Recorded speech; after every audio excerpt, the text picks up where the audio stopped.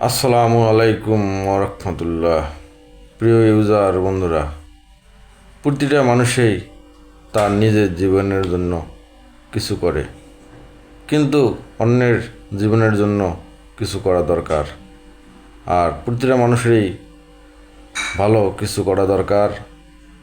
তার জন্য যেমন করা দরকার, তেমনি তার আশেপাশে প্রতিবেশী, পরিবার সকলের জন্যই ঠিক তেমনিভাবে করা দরকার।